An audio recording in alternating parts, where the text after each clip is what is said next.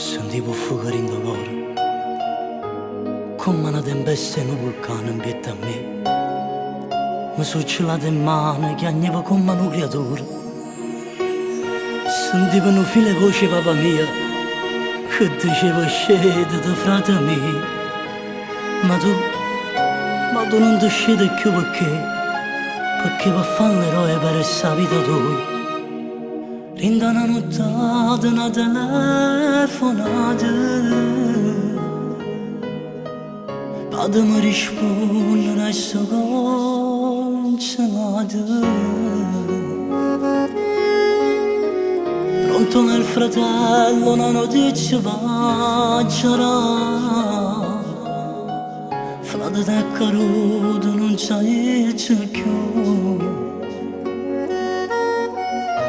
Tutto quanto all'arte rindana nottata, tutto quanto all'utto, tutti disperati, senza spiegazione né rassegnazione, stanno sulle lacrime che cadono.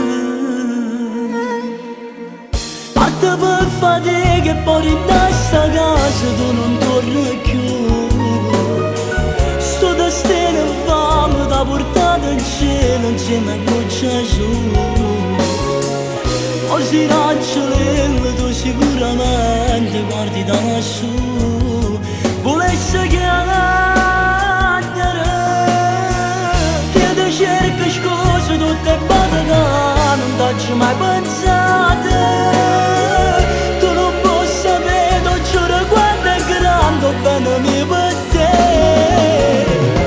Se mi stai sentendo, sento sta canzone dedicata a te. Per noi è più papà, stai sempre qua.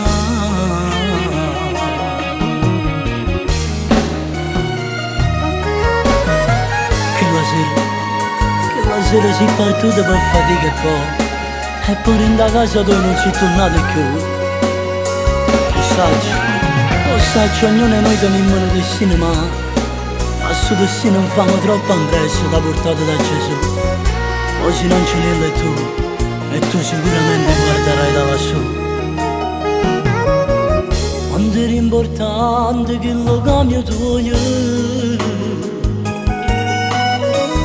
tu trattavo come fosse a casa tua. Non ti preoccupavo, sti figli tuoi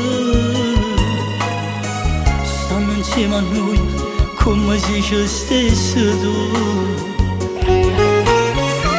Tutto quanto all'arte rindana nottata, tutto quanto all'utto, tutti disperati, senza spiegazione né rassegnazione, stanno sulle lacrime che cadono. Parte per fatica e poi in sta casa tu non torni più. Sto destino infame t'ha portato in cielo insieme con Gesù. Oggi raggio tu sicuramente guardi da lassù. Volesse chiamare che ti cerca scuse tutte batte che non t'ho mai pensate. Tu non puoi sapere, non giuro quanto è grande bene mi per te. Se mi stai sentendo, sento sta canzone dedicata a te. Per noi è